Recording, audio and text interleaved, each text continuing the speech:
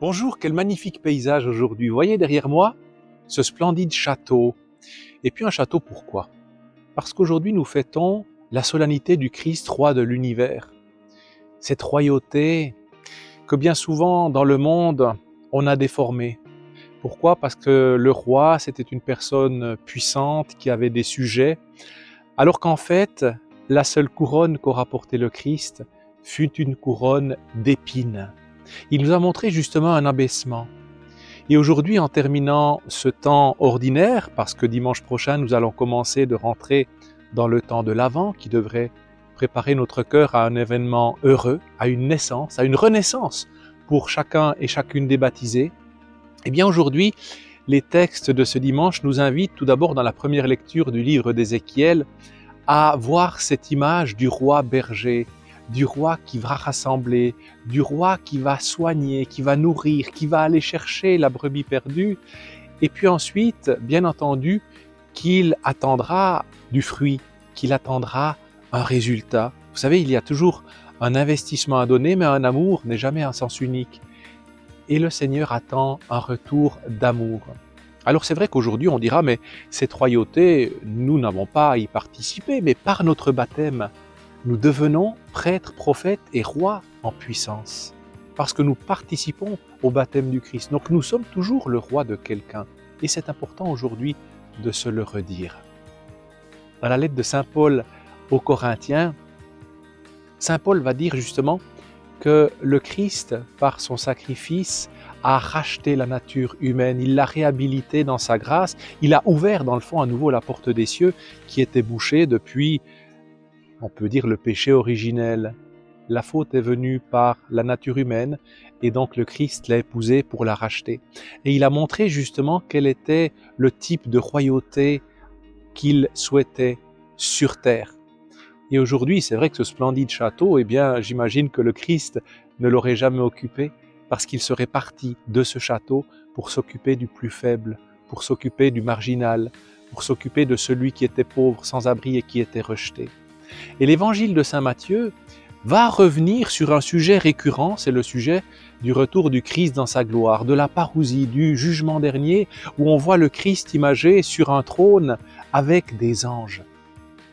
Et il y a toute une litanie d'actes où il va dire, voilà, ceux qui sont les bien-aimés de Dieu, ceux qui sont les bienheureux, ceux qui ont été en cohérence avec ma parole et avec ce que je préconisais, avec mon témoignage et avec mon style de royauté, eh bien soyez les bienvenus, vous entrez dans le royaume des cieux et dans la vie éternelle. Et on voit que ces personnes-là sont surprises, mais elles disent, mais ah bon? Mais tu nous dis qu'on t'a habillé, qu'on t'a nourri, tu nous dis qu'on t'a rejoint, qu'on a pris soin de toi, mais quand est-ce qu'on t'a vu?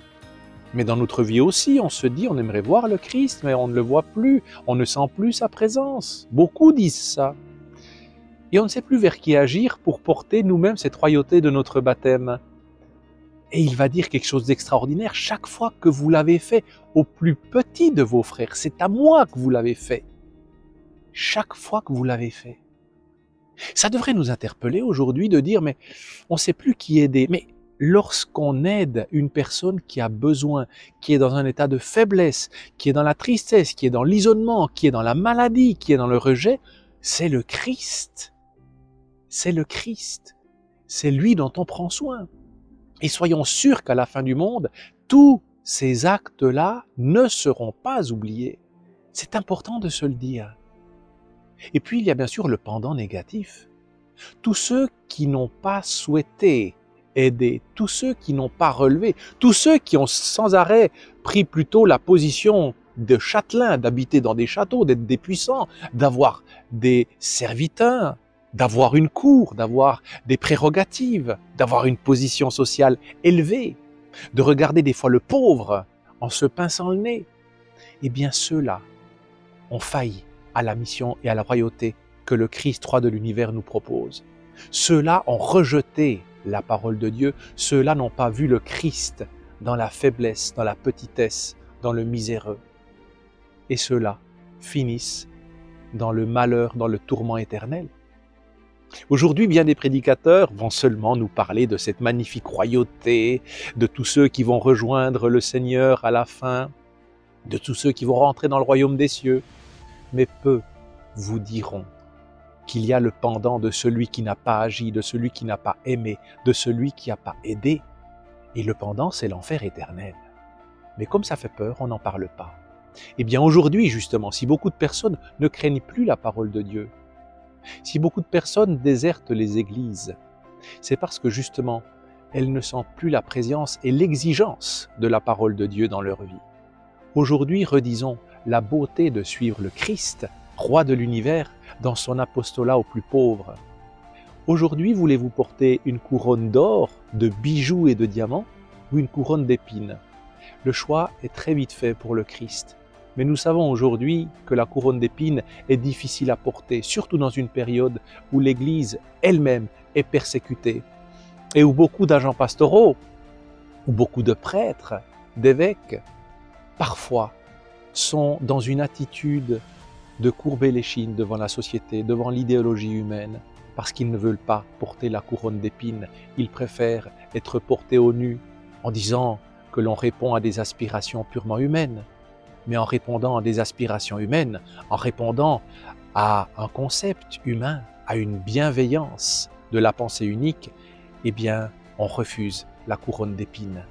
On porte peut-être ici-bas une couronne de gloire, mais venu au jugement dernier, est-ce que nous serons avec les brebis, avec les bienheureux et les bien-aimés du Père, ou est-ce que nous nous serons simplement éloignés? Est-ce que nous aurons pris des positions dominantes, illustrées par les boucs? À ce moment-là, la destination ne sera certainement pas la vie éternelle. Aujourd'hui, reposons-nous les mêmes questions.